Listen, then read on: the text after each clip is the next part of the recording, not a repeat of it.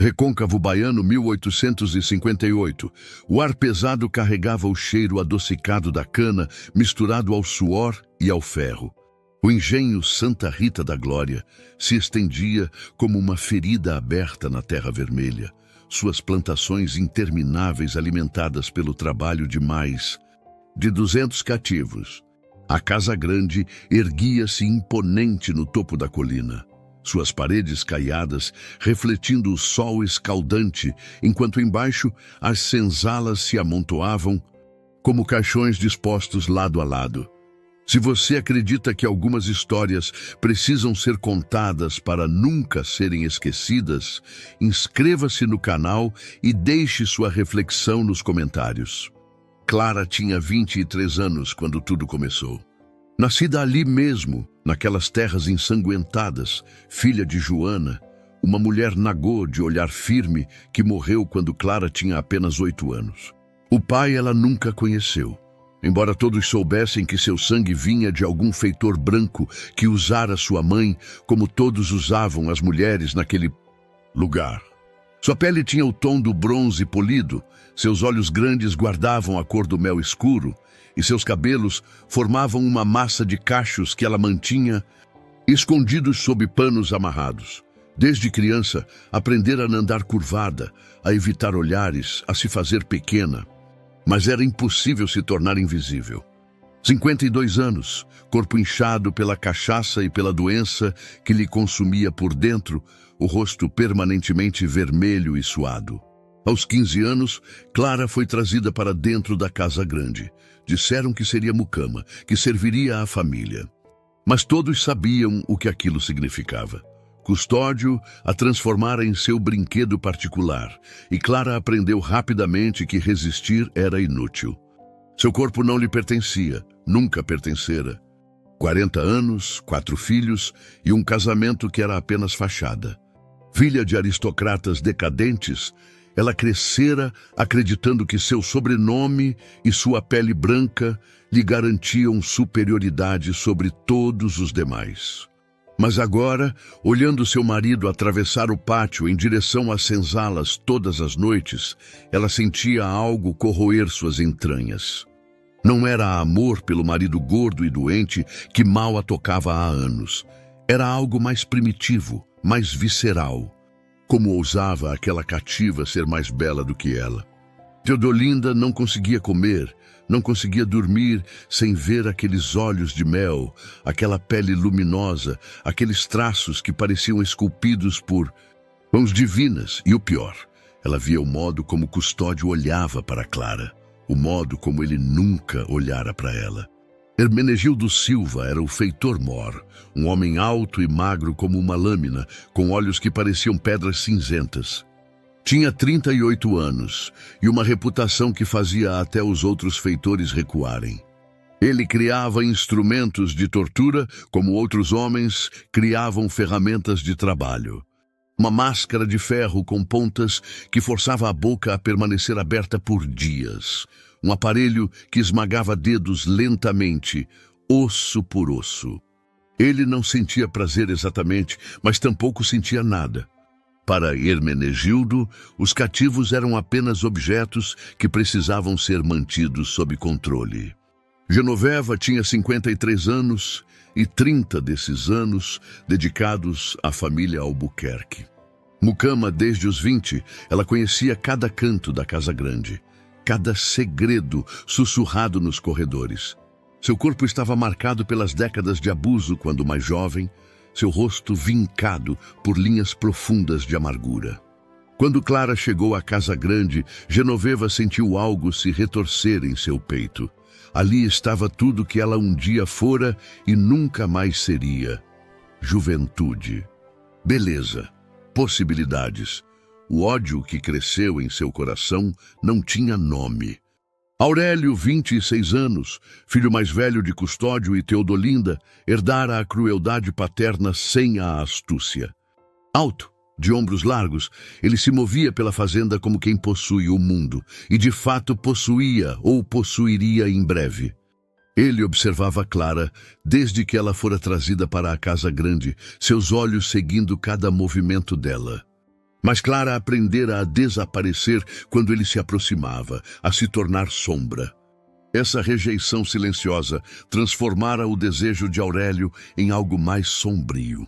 Teodolinda convidara as famílias proprietárias vizinhas, e a casa grande brilhava com velas e lustres.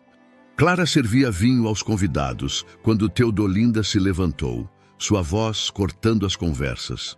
Hermenegildo, a voz de Teodolinda era doce como mel envenenado. Leve-a para o pátio. 50 chibatadas que rasgaram as costas de Clara, enquanto ela mordia os lábios até sangrar para não gritar. Mas Teodolinda não estava satisfeita. Ordenou que raspassem sua cabeça completamente, destruindo os cachos que Clara mantinha escondidos. Depois veio o ferro em brasa, marcando suas costas com as iniciais da família. F.A. Ferreira de Albuquerque. Propriedade. Não gemeu, e foi esse silêncio que enfureceu Teodolinda mais do que qualquer súplica poderia fazer. Nos meses seguintes, a tortura se tornou rotina. Teodolinda ordenava que Clara trabalhasse sob o sol do meio-dia, sem proteção, sem água, até sua pele rachar e sangrar. Genoveva, sempre obediente, misturava substâncias nas coisas que Clara usava.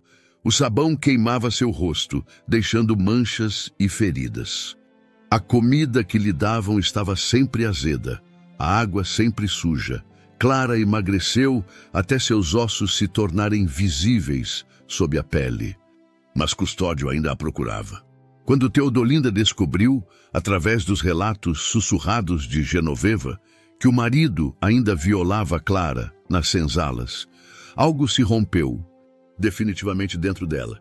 Se as queimaduras não apagavam aquela beleza maldita, se a fome não destruía aquele corpo que enfeitiçava seu marido, então seria necessário tomar medidas definitivas.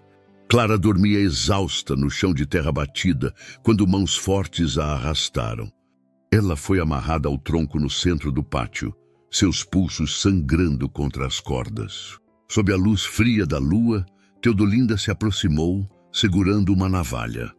"Vamos ver se meu marido ainda te quer depois disso." Clara gritou então, um grito que acordou toda a fazenda. Aurélio a segurava, enquanto sussurrava obscenidades em seu ouvido, suas mãos percorrendo seu corpo. Hermenegildo apenas observava, sua expressão vazia. Teodolinda limpou a navalha em sua própria saia e sorriu. Benedita, uma curandeira de 60 anos, que conhecia os segredos das plantas e das rezas africanas, limpava seus ferimentos com infusões de ervas. A dor era tão intensa que Clara desejou desaparecer, mas Benedita segurava seu rosto com mãos gentis. Ainda tem muito por fazer. Custódio deixou de procurá-la. Aurélio zombava dela sempre que passava. Teodolinda observava satisfeita, acreditando ter vencido.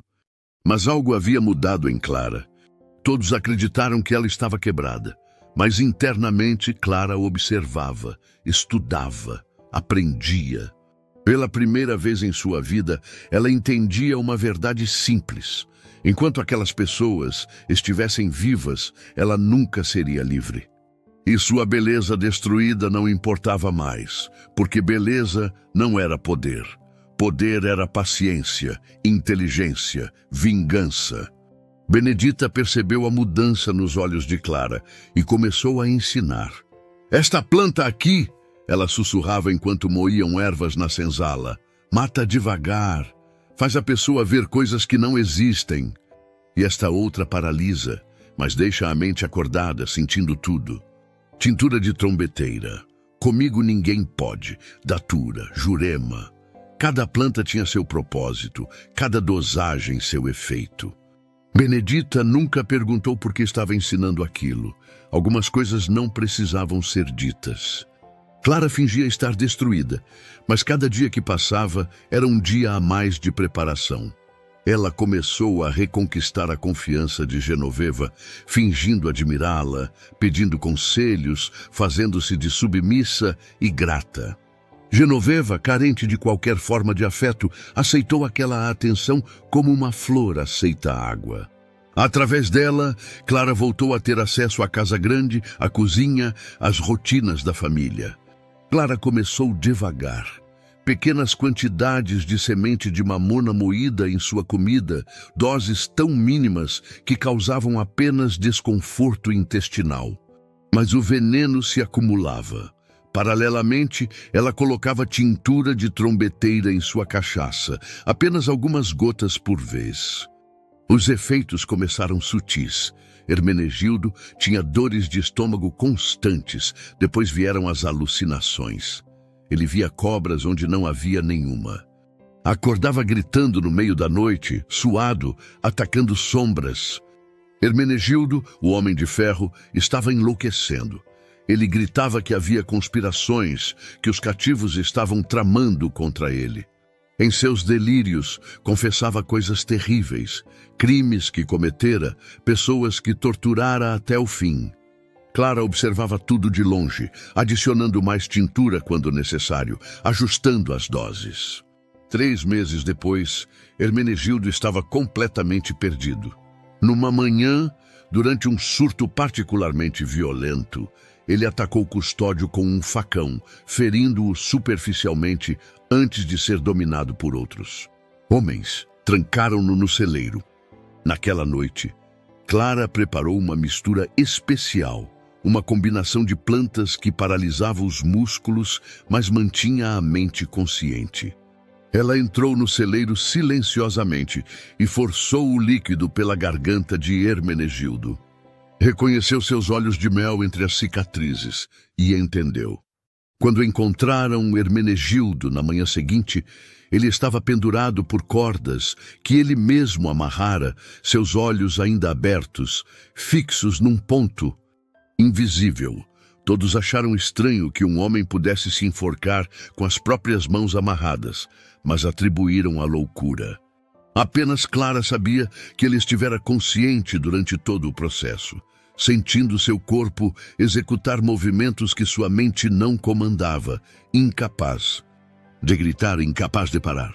Ela sabia de seus vícios secretos, do modo como ele se esgueirava para outras fazendas à noite para jogar e beber. Clara começou a plantar informações falsas através dos cativos que circulavam entre as propriedades. Falava-se de uma rinha de galos com apostas altíssimas numa fazenda distante, de prêmios que fariam qualquer homem rico. A informação chegou a Aurélio através de 3 fontes diferentes, como Clara planejara. Clara sabia o caminho que ele tomaria. Havia apenas uma ponte sobre o rio Paraguaçu naquela rota, uma estrutura velha que já gemia sob o peso dos cavalos. Dias antes, Clara e 2 outros cativos que ela conquistara com promessas de liberdade tinham trabalhado naquela ponte. Calisto, um homem de 40 anos que vira a filha ser vendida para longe. Damiana, uma mulher de 30 que carregava marcas de chicote nas costas. Eles serraram as vigas centrais parcialmente, cobrindo os cortes com lama e musgo. Quando atravessou a ponte naquela noite chuvosa, a madeira cedeu. Cavalo e cavaleiro caíram nas águas revoltas do rio. O corpo de Aurélio foi encontrado 3 dias depois, preso entre pedras, o crânio fraturado. Todos atribuíram o acidente às chuvas. Apenas 3 pessoas sabiam a verdade. Clara observava de longe, seu rosto desfigurado não mostrando nenhuma emoção. Genoveva começou a sentir dores no estômago algumas semanas depois. Ela não sabia que Clara vinha adicionando vidro moído finamente em sua comida há meses, pedaços tão pequenos que eram imperceptíveis ao paladar, mas que causavam lacerações internas progressivas. As dores se intensificaram. Genoveva começou a vomitar sangue, a perder peso rapidamente. Os médicos que a examinavam não conseguiam descobrir o que havia de errado. Clara a visitava diariamente, fingindo preocupação, sempre trazendo caldos e chás que diziam ser curativos. Cada um continha mais vidro. A agonia de Genoveva se estendeu por meses. Ela definhava na cama, seu corpo se consumindo de dentro para fora, as dores tão intensas que ela implorava pelo fim. Nos últimos dias, quando Genoveva estava delirante de febre e sofrimento, Clara se inclinou sobre ela e sussurrou: "Você lembra quando ajudava a Sinhá a me torturar?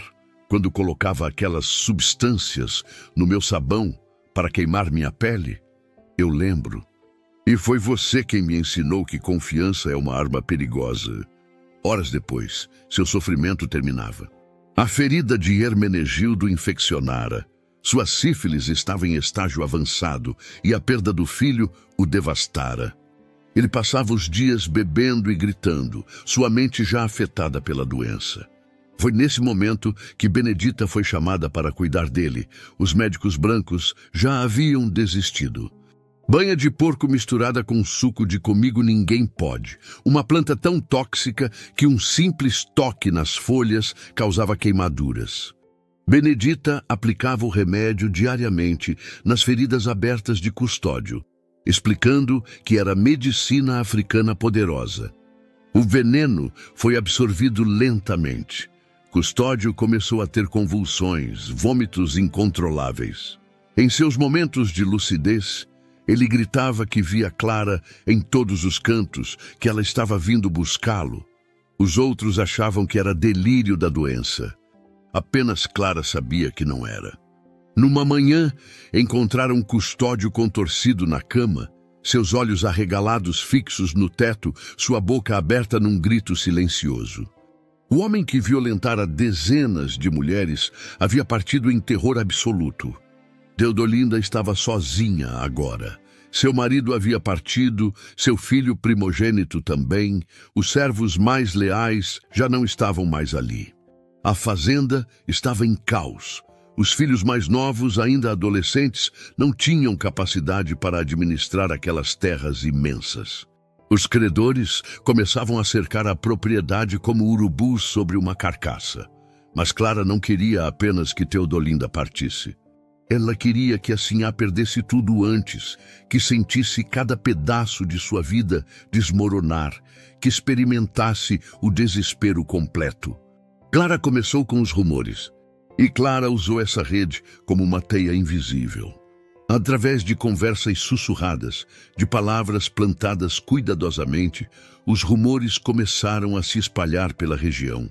Diziam que Teodolinda havia enlouquecido, que ela matara o próprio filho num acesso de loucura, que estava enfeitiçada, que havia trazido uma maldição africana para dentro da Casa Grande. Em uma sociedade profundamente supersticiosa, onde o medo do desconhecido dominava mesmo as mentes mais educadas, esses rumores encontraram solo fértil. As outras famílias proprietárias começaram a evitar Teodolinda. Os convites para festas pararam de chegar. Quando ela aparecia na igreja aos domingos, as outras mulheres se afastavam, fazendo o sinal da cruz discretamente. Sussurros a seguiam por onde passasse. Sem Custódio para gerenciar os negócios, sem Aurélio para assumir a herança, a fazenda começou a sangrar dinheiro. Máquinas foram vendidas. Terras foram leiloadas. Cativos foram transferidos para outras propriedades. O engenho Santa Rita da Glória, que um dia fora símbolo de prosperidade, estava sendo desmontado peça por peça. E em meio a tudo isso, Teodolinda começou a receber as mensagens. Um pedaço de pano branco manchado com algo escuro que parecia sangue. Teodolinda pegou o tecido com mãos trêmulas e o jogou fora rapidamente.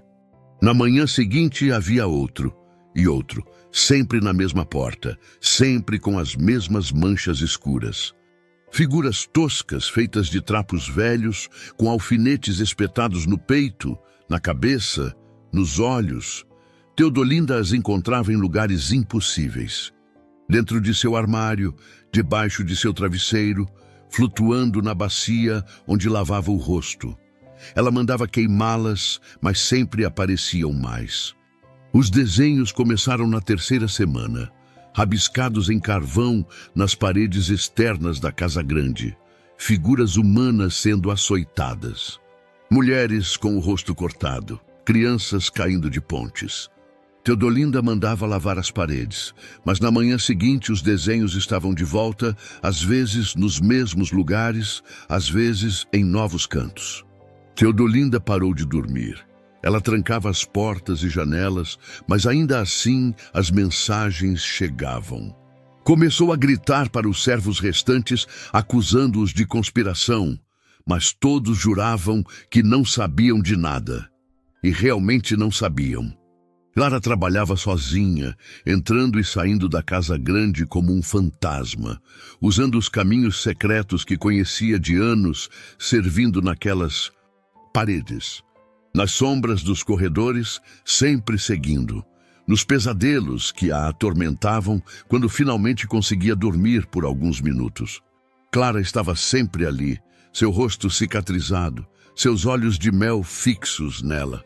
Ela está viva! Teodolinda começou a gritar para quem quisesse ouvir. Aquela negra maldita está vindo me buscar. Ela fez tudo isso. Ela matou meu marido, meu filho, todos eles. Clara estava sempre visível nas senzalas, sempre com testemunhas, sempre trabalhando silenciosamente com seu rosto desfigurado baixo, evitando olhares. Como poderia uma escrava mutilada e quebrada ser responsável por tudo aquilo? As pessoas balançavam a cabeça com pena de Teodolinda, confirmando entre si que ela havia realmente perdido a razão. Benedita observava tudo com seus olhos antigos e sábios. Ela via Clara transformada, via a determinação inabalável, via a paciência de quem sabe que a justiça verdadeira não tem pressa. E ela aprovava. Os meses passaram. Teodolinda definhava. Seu cabelo começou a embranquecer prematuramente. Sua pele ficou cinzenta, marcada por noites sem sono. Ela bebia vinho o dia inteiro para acalmar os nervos, mas isso apenas piorava seus delírios. Parou de sair de seus aposentos. Parou de receber visitas. Parou de comer adequadamente. Clara observava da distância, adicionando pequenas quantidades de plantas alucinógenas no vinho que Teodolinda consumia. Não o suficiente para matar, apenas o suficiente para intensificar os terrores, para borrar a linha entre realidade e pesadelo. Teodolinda começou a arranhar as próprias paredes, a falar sozinha, a responder a vozes que só ela ouvia. Ela esperava o momento perfeito. As senzalas estavam em festa. Os poucos brancos que restavam na fazenda estavam embriagados e a casa grande estava silenciosa. Clara havia planejado aquela noite por meses. Ela preparou uma mistura especial de plantas sagradas que Benedita lhe ensinara. Datura, Jurema, outras cujos nomes vinham do conhecimento africano ancestral. Quando queimadas, produziam uma fumaça densa que abria portas na mente, portas que revelavam verdades terríveis. Clara entrou na casa grande como uma sombra. Seus pés descalços não faziam som nos corredores que ela conhecia tão bem. Chegou até os aposentos de Teodolinda e ouviu a respiração irregular da sinhá do outro lado da porta. Teodolinda estava acordada, como sempre, tremendo de medo na escuridão. Adicionou as ervas cuidadosamente, observando a fumaça espessa começar a se formar. A fumaça entrava pelos vãos da porta, preenchendo o quarto silenciosamente. Clara trancou a porta por fora com uma tranca que ela mesma havia instalado semanas antes, quando ninguém estava olhando. Do outro lado da porta, Teodolinda começou a sentir os efeitos. Primeiro veio a tontura, depois as visões começaram. Ela viu todos os rostos, todos os cativos que havia ordenado açoitar, mutilar, marcar com ferro. Eles a cercavam, seus olhos acusadores, suas bocas abertas em gritos silenciosos. Viu Hermenegildo pendurado, seus olhos ainda abertos. Viu Aurélio afundando nas águas escuras. Viu Custódio contorcido em agonia. Clara, jovem e bela, com aquele rosto perfeito que Teodolinda destruíra.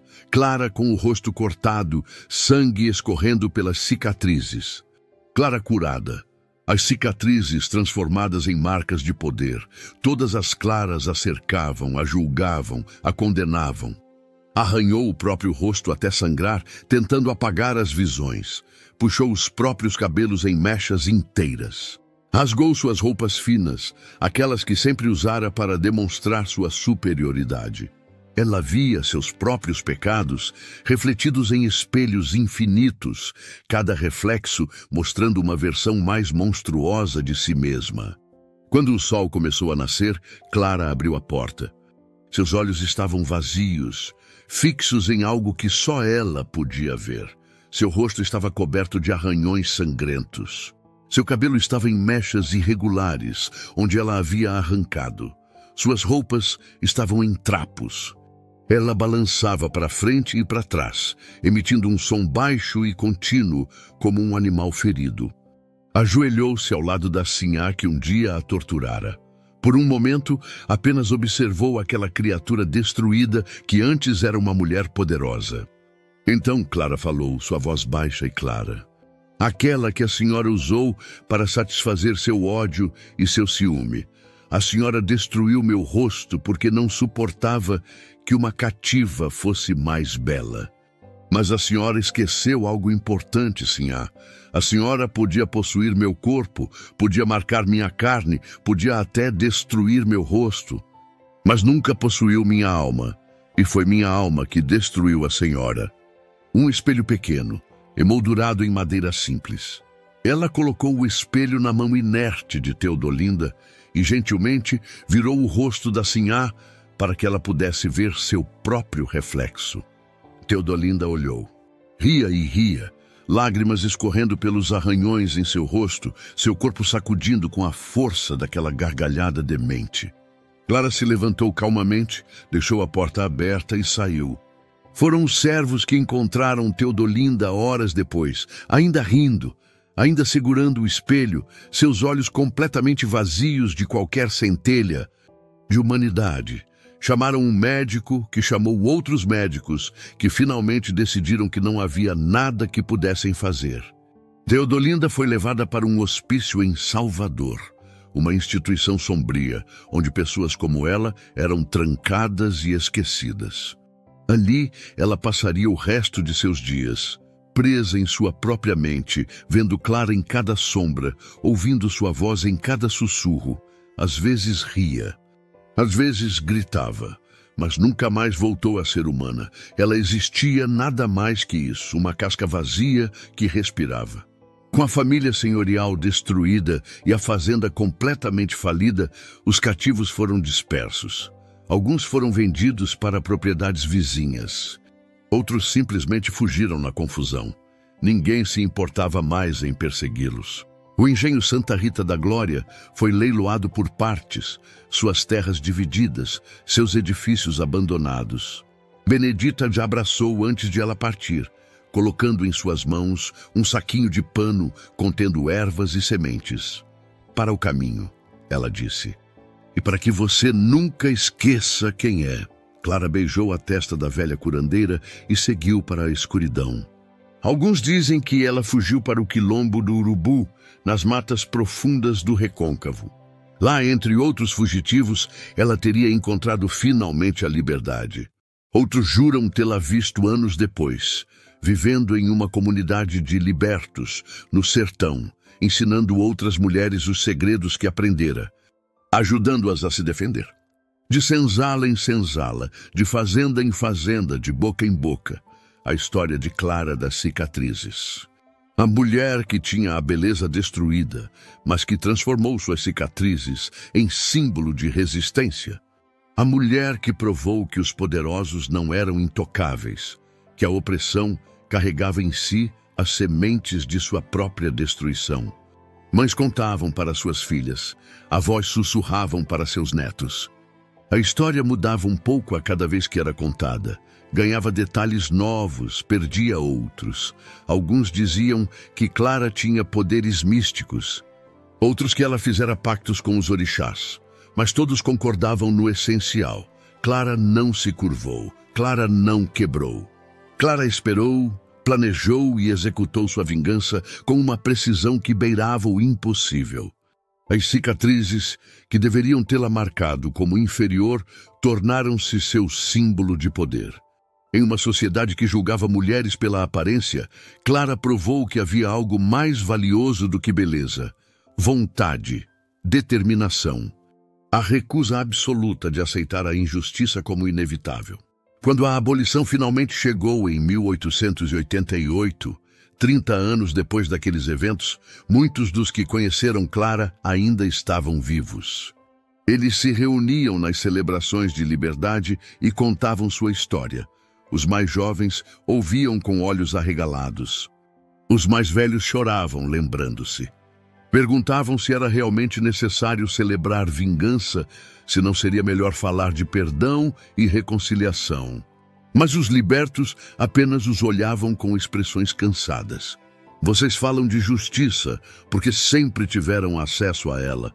Nós não tínhamos tribunais, não tínhamos leis que nos protegessem. Não tínhamos nada além de nós mesmos. Era sobre recusar-se a ser definida pelos opressores.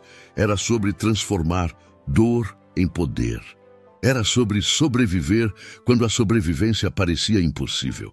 Mas sua presença permaneceu, nos sussurros das senzalas, nas canções que as mulheres cantavam enquanto trabalhavam, nos olhares desafiadores que alguns cativos começaram a lançar para seus senhores, como se dissessem: você pode me possuir hoje, mas amanhã pode ser indiferente.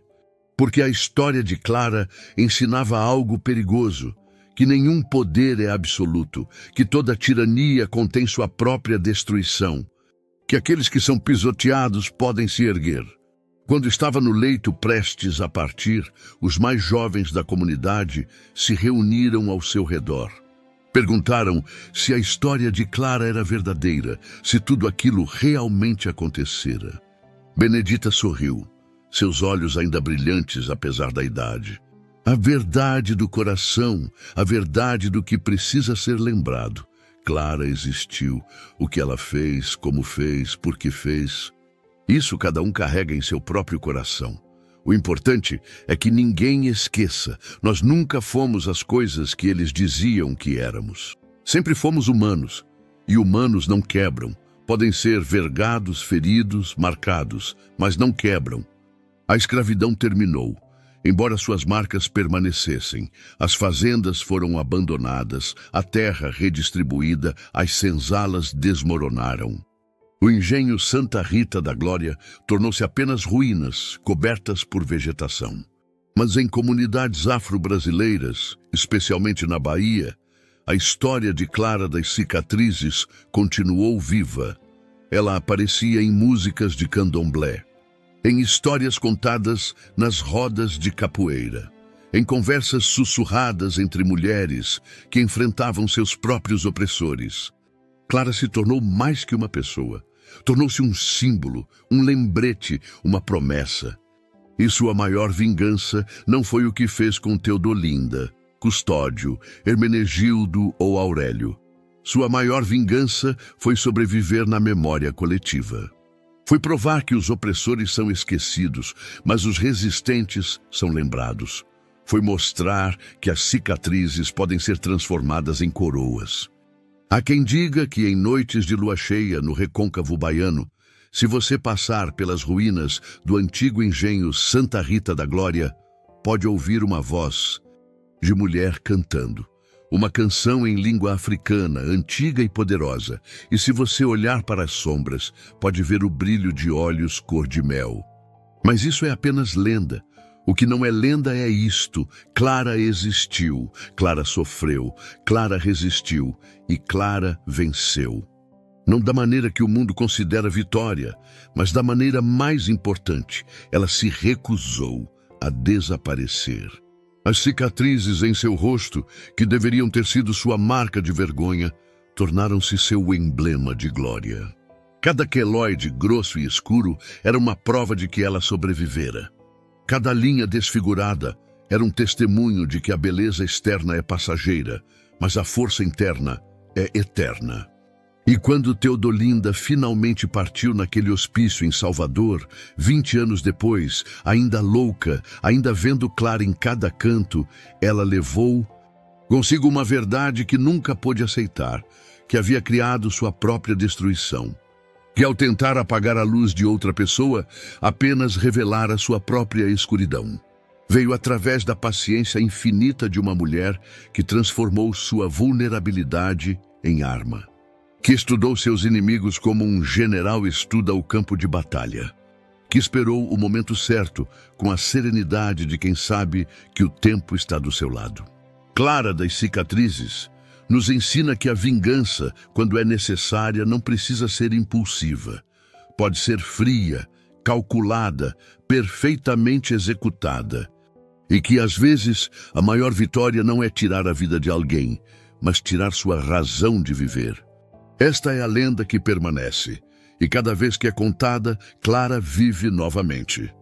Cada vez que uma mulher oprimida ouve esta história e encontra força para resistir, Clara vence novamente.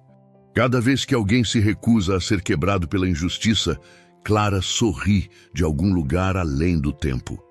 As cicatrizes não são apenas marcas de feridas, são também mapas de batalhas sobrevividas, são troféus de guerras vencidas. São lembretes de que podemos ser feridos, mas não destruídos, desfigurados, mas não derrotados, marcados, mas não possuídos. Esta é a história de Clara das Cicatrizes, a escrava que se tornou lenda, a vítima que se tornou vingadora. A mulher que provou que mesmo nos momentos mais escuros, quando tudo parece perdido, ainda há poder em escolher não se curvar. Você acredita que essa vingança foi justificada? Que Clara tinha o direito de buscar justiça pelos próprios meios, quando nenhuma lei a protegia? Compartilhe suas reflexões e inscreva-se no canal para mais histórias de resistência que precisam ser lembradas.